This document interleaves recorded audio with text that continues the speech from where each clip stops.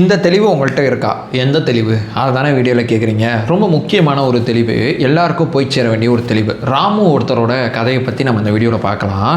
ராமு அப்படிங்கிற ஒருத்தர் ரொம்ப சக்ஸஸ்ஃபுல்லான ஒரு இன்வெஸ்டராக இருக்கார். அவர்கிட்ட போனீங்கன்னாவே ப்ராஃபிட் மட்டும்தான் வரும். அவரோட ஐடியாஸ் நம்ம அப்ளை பண்ணாவே அது ப்ராஃபிட் தான். அவர் கரெக்டாக ஒரு கம்பெனி மேலே ஏறும்னா கரெக்டாக இன்வெஸ்ட் பண்ணுவார். ஒரு எப்படி சொல்கிறதுனா, அவரை மாதிரி ஒரு சக்ஸஸ்ஃபுல்லான ஒருத்தரை பார்க்கவே முடியாது. அப்படிப்பட்ட ஒருத்தர் அப்படிங்கிறது ஊர் முழுக்க தெரிஞ்ச ஒன்று.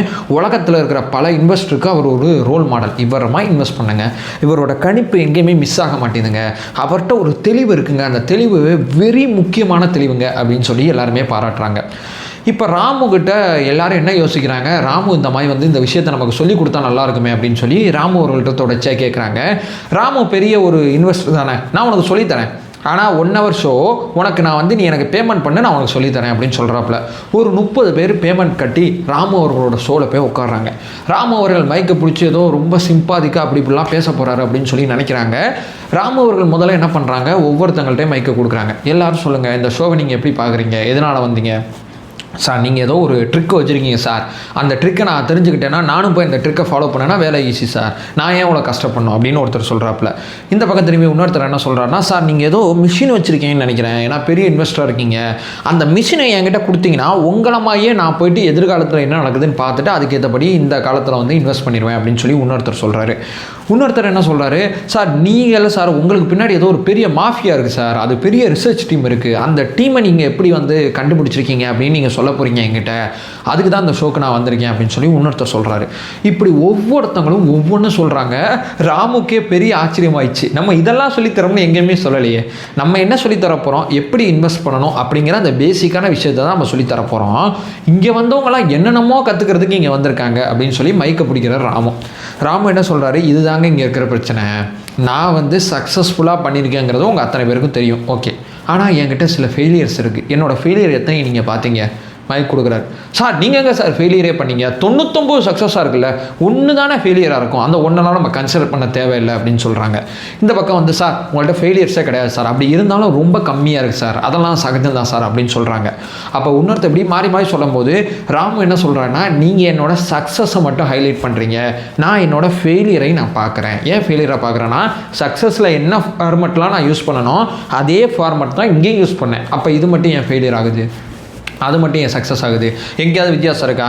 என்னை பொறுத்தவரை வித்தியாசம் இல்லை, இங்கே எவ்வளோ ஹார்ட் ஒர்க் போட்டனோ அதே ஹார்ட் ஒர்க் தான் இங்கேயும் போட்டிருக்கேன், இது சக்ஸஸ் இது ஃபெயிலியருக்கு நான் மட்டும் காரணம் இல்லை, என்னை தாண்டி வேறு சில விஷயங்கள் இருக்குது, அதைத்தான் நீங்கள் முதல்ல புரிஞ்சுக்கணும். அவர் ஏதோ மிஷின் இருக்குங்கிறாரு, இவர் ஏதோ டீம் இருக்குங்கிறாரு, இப்படிலாம் கிடையவே கிடையாதுங்க.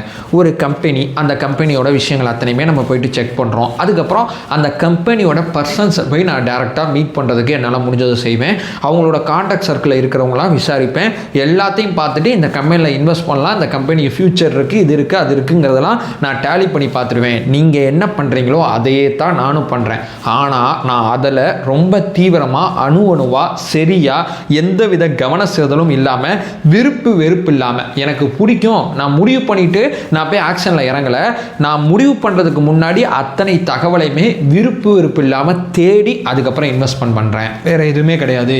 இவர் சொல்லிட்டாரோ அவர் சொல்லிட்டாரோ அவர் பண்ணிட்டாரோ இவர் பண்ணிட்டவரெல்லாம் நான் இன்வெஸ்ட் பண்ணவே மாட்டேன், எனக்கு என்னோட தகவல்கள் இருக்குல்ல அந்த தகவல்கள் பண்ண சொன்னால் பண்ணுவேன், இல்லைனா பண்ண மாட்டேன். அது எவ்வளவு நல்லவராக இருந்தாலும் சரி, எவ்வளவு சொந்தக்காராக இருந்தாலும் சரி, அவருக்கு பெரிய அதிர்ஷ்டம் அவருக்கு அடித்தாலும் சரி, தகவல்கள் தான் நான் முடிவு பண்ணுறதுக்கு பிரதானமான காரணம். அதில் எந்தவித விருப்பம் இல்லாமல் நான் சேகரித்து என்னோட முடிவை நான் செய்கிறேன். அதில் சில விஷயங்கள் சக்ஸஸ் ஆகுது, சில விஷயங்கள் ஃபெயிலியர் ஆகுது அப்படின்னு சொல்கிறாப்புல. சார் சும்மா ஃபெயிலியர்னு சொல்லாதீங்க சார், நாங்களாம் 50 பண்ணோம்னா கிட்டத்தட்ட 40 ஃபெயிலியர் ஆகுது, 10 தான் சக்ஸஸ் ஆகுது, நீங்கள் 50 பண்ணிங்கன்னா 49 சக்ஸஸ் ஆகுது, 1 தான் ஃபெயிலியர் ஆகுது, 1 2 ஃபெயிலியர் ஆகுது, சும்மா ஃபெயிலியரை சொல்லாதீங்க சார்னு. ஏன் இது ஃபெயிலியர் ஆகுதுன்னு நான் என்னை நிறையா யோசிப்பேன். அப்போது என்னை தாண்டி இங்கே வேறு சில விஷயங்கள் இருக்குது. நான் ஒரு விஷயத்தை கணிக்கிறேன், நான் கணித்தபடியே நடந்தால் அது சக்ஸஸ், நான் கணிக்கிறதுக்கு மாறாக நடந்தால் அது ஃபெயிலியர். இப்போ உதாரணத்துக்கு நான் இப்போ ஒரு விஷயத்தில் இன்வெஸ்ட் பண்ணுறேன், ஒரு இடத்துக்கு அந்த இன்வெஸ்ட்மெண்ட் வருது, ஒரு கம்பெனி வந்து அங்கே உருவாக்குறாங்கன்னு வைங்களேன், திடீர்னு அங்கே ஒரு வெள்ளம் வந்துச்சுன்னா அந்த இன்வெஸ்ட்மெண்ட் அத்தனையும் நாசமாக போயிடும், அந்த மாதிரி பணம் வேஸ்ட்டாக போயிடும். ஸோ ஒரு விஷயத்தை முடிவெடுத்து நான் ஒரு விஷயத்தை நோக்கி போகிறேன்னா நான் மட்டும் இங்கே கிடையாது, வேறு சில ஃபேக்டரும் இங்கே இருக்குது. நான் நினச்சது வேறு சில ஃபேக்டரும் கரெக்டாக அமைஞ்சாதான் அது சக்ஸஸ்ஸு. என்னோட பெஸ்ட்டை என்ன பண்ண முடியும், என்ன செய்ய முடியுமோ அதை நான் 100% மட்டுமே கவனம் செலுத்துவேன். அதை தாண்டி வேறு சில விஷயங்கள்லாம் என் கண்ட்ரோலில் கிடையாதுப்பா. என் கண்ட்ரோலில் கிடையாத விஷயங்கள்லாம் நான் கவனம் செலுத்தவே மாட்டேன். என்னை வந்து இப்படி பேசுவாங்க அப்படி பேசுவாங்க அதெல்லாம் இல்லை. இந்த நிறுவனத்தில் நான் போய் இன்வெஸ்ட் பண்ணலாமா அப்படிலாம் பார்க்க மாட்டேன். அது எந்த ஒரு சின்ன நிறுவனம் பெரிய நிறுவனம் எதை பற்றி நான் பார்க்க மாட்டேன். அந்த நிறுவனம் சக்ஸஸ் ஆகும்னு தோணுச்சுன்னா அது எப்பேற்பட்ட மோசமான இடத்துல இருந்தாலும் என்னுடைய தகவல் என்னுடைய ஃபார்முலா கரெக்டுன்னு தோணுச்சுன்னா டிக்கு, இல்லைனா அது தப்பு. நான் இன்வெஸ்ட் பண்ணாமல் தப்பு பண்ண கம்பெனி இருக்குது, நான் இன்வெஸ்ட் பண்ணி தப்பு பண்ண கம்பெனி இருக்குது. என்ன பிரதானமாக சக்ஸஸ் இருக்கிறதுனால நிறைய பேர் சக்ஸஸ்ஃபுல்னு சொல்கிறாங்க. மற்றபடி மிஷினோ மாஃபியாவோ அதெல்லாம் ஒன்றுமே கிடையாது. விருப்பு வெறுப்பு இல்லாத தகவல்கள் மட்டுமே என்னுடைய சக்ஸஸுக்கு பிரதானமான காரணம். அவ்வளோதான், போயிட்டு வாங்க அப்படிங்கிறப்பல அங்கே இருக்கிற பல பேருக்கு நமக்கு இவர் தான் கற்றுக் கொடுத்தாரா இல்லை உண்மைக்குமே காசு வாங்கிட்டு ஏமாற்றிட்டாங்களா அப்படிங்கிறது அங்கே இருக்கிற பல பேருக்கு புரியலை. அதாவது நான் இன்னும் கொஞ்சம் சிம்பிளிஃபை பண்ணி சொல்கிறேன். என்னோடய அனுபவத்தில் இந்த வீடியோ நான் எடுக்கிறேன், இந்த வீடியோவுக்கு ஒரு தம்ப்நெயில் வைக்கிறேன், இந்த வீடியோவில் நான் பேசுகிறேன், இந்த ஒரு மைக் இருக்குது, கேமரா இருக்குது, நம்ம பேசிக்கிட்டு இருக்கோம், இந்த வீடியோ நான் அப்லோட் பண்ணிடுறேன். இந்த வீடியோ எத்தனை பேர் பார்ப்பாங்கங்கிறது இப்போ உட்காந்து என்னால் சொல்ல முடியுமா? என் கண்ட்ரோலில் கிடையாது. அது என்னால் என்றைக்குமே கணிக்க முடியாது. அதே மாதிரி தான் நீங்கள் ஒரு விஷயத்தை பண்ண போகிறீங்க. இப்போ நான் அந்த வீடியோவில் மட்டும் கவனம் செலுத்துகிறேன்ல, இந்த வீடியோ நல்லா பண்ணணும், பல பேருக்கு இந்த தெளிவை கொடுத்துடணும், இது மட்டும்தான் என்னோடய இலக்கு. இந்த தெளிவு இதில் இருக்குங்கிறதுக்கு ஏற்றபடி ஒரு நல்ல தம்ப்நெயிலை ரெடி பண்ணணும், இதுதான் என்னோட இலக்கு. என் கையில் இது மட்டும்தான் இருக்குது, வேறு எதுவுமே இல்லை. என் கையில் இருக்கக்கூடிய விஷயத்தில் மட்டும் நான் 100% ஒரு உழைப்பை நான் போட்டேன்னா கையில் இல்லாத விஷயம் ஆட்டோமேட்டிக்காக எனக்கு கிடைக்குங்கிறத நான் நம்புகிறேன். அதுதான் அந்த ராமு கடையில் ராமுவோட கதையில் நடக்குது அப்படிங்கிறதான் யதார்த்தமான உண்மை. நீங்கள் ஏதோ ஒரு செயலை செய்வீங்க, அந்த செயல் 100% உங்கள் கண்ட்ரோலில் இருக்காது. அது தொழிலோ வேலைக்கு போகிறதோ வாட்டவட்டிஸ் என்ன வேணா இருக்கலாம். உங்கள் கண்ட்ரோலில் என்ன இருக்குன்னு நீங்கள் நினைக்கிறீங்களோ அதை பெஸ்ட்டாக பண்ணுங்கள், பெஸ்ட்டாக பண்ணிக்கிட்டே இருங்க. வேறு சில ஃபேக்ட்ரு நீங்கள் நினைக்காதோட, நீங்கள் ஒரு கம்பெனியில் ரொம்ப சின்சியராக உங்கள் முன்னாடி இருக்கிற டேபிளில் நீங்கள் ஒர்க் பண்ணிட்டே இருக்கீங்கன்னு வைங்களேன், நீங்கள் எதிர்பார்க்காத ஒன்று, சார் நீங்கள் இந்த கம்பெனியோட வேறு லெவலான ஒரு மேனேஜராக மாற போகிறீங்க சார்ங்கிற ஒரு ஆப்பர்ச்சுனிட்டி கூட உங்கள்கிட்ட வரலாம். ஏன்னா நீங்கள் உங்களுக்கு முன்னாடி இருக்கிற வேலையை சரியாக செய்கிறீங்க, அதை மட்டும் செய்யுங்க. வேறு சில விஷயங்கள் ஆட்டோமேட்டிக்காக உங்கள் கண்ட்ரோலில் வரும். ஸோ நீங்கள் எப்போ வேணால் என்ன வேணால் எது வேணால் செஞ்சாலும் உங்கள் கண்ட்ரோலில் மட்டும் 100% எதுவுமே கிடையாது. வண்டி ஓட்டுறதில் ரோட்டில் ஓட்டிட்டு போகிறீங்கன்னா கரெக்டாக ஓட்டிட்டு போவீங்க, ஒன்றும் பிரச்சனை இல்லை. ஆப்போசிட்டில் ஒருத்தர் வர்றவங்களும் கரெக்டாக வரணும், இல்லைனா ஆக்சிடென்ட் நடக்கும், அது உங்கள் கண்ட்ரோலில் கிடையாது. இந்த மாதிரி இந்த உலகத்தில் நடக்கிற அத்தனை நிகழ்வுலையுமே ஒரு 70% உங்கள் கண்ட்ரோலில் இருக்குன்னு வச்சுக்கலாமே, 30% உங்கள் கண்ட்ரோலில் இல்லை. அந்த 30% சரியாக அமையும் போது அது சக்ஸஸ்ஸு, அந்த 30% சரியாக அமையலைன்னா அது ஃபெயிலியர், அவ்வளோதான். ஆனால் நீங்கள் அந்த 70% அவுட்புட்டை கரெக்டாக போட்டணும், அதில் மட்டும் ஃபோக்கஸ் பண்ணணும், அவ்வளோதான். இவ்வளோதாங்க. இந்த தெளிவு உங்கள்கிட்ட இருக்கான்னு தான் நம்ம கேட்டோம். அந்த தெளிவு உங்கள்கிட்ட இருக்குங்கிறது இந்த வீடியோ மூலமாக நான் புரிஞ்சுக்கிறேன்.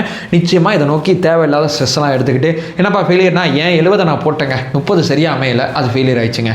ஏன் 70 நான் போட்டேன்னா 1க்கு 2 தடவை செக் பண்ணிங்க, போட்டேங்க, எந்த பிரச்சனையும் இல்லை, அவ்வளோதான். அடுத்த மூணாய் அடுத்த விஷயத்தை நோக்கி போங்க. ஒரு ஃபெயிலியரில் போய்ட்டு நீங்கள் அப்படியே ஒரு லவ் பண்ணால் கூட உங்கள் லவ்வை நீங்கள் கரெக்டாக பண்ணிங்களா, ஆத்மார்த்தமாக பண்ணிங்களா, ஆப்போசிட்டில் பிரேக்கப் ஆகுதா, ஓகே அக்செப்டன்ஸ், போயிட்டே இருங்க.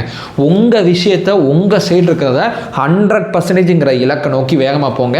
30% அதில் நமக்கு தெரியாத விஷயங்கள் இருக்குது. இதைத்தான் நான் சொல்கிறேன். அதை சொல்லிட்டு இந்த வீடியோ நான் என் பண்ணிக்கிறேன். நம்ம சேனலை ஃபாலோ பண்ணிங்கன்னா ரொம்ப முக்கியமாக எப்படி வாழணும் அப்படிங்கிறது தெரியல, அதை தெரிஞ்சுக்கிறதுக்கான ஒரு ப்ராசஸ் தான் இந்த யூடியூப் சேனல். அதை நோக்கி தான் இந்த யூடியூப் சேனலில் நகர்ந்துக்கிட்டு இருக்கோம். அதை நோக்கி தான் ஏகப்பட்ட விஷயங்கள் செஞ்சுக்கிட்டு இருக்கோம். உங்களுக்கு இது தேவைப்பட்டால் சப்ஸ்கிரைப் பண்ணி தொடர்ந்து சப்போர்ட் பண்ணுங்கள்.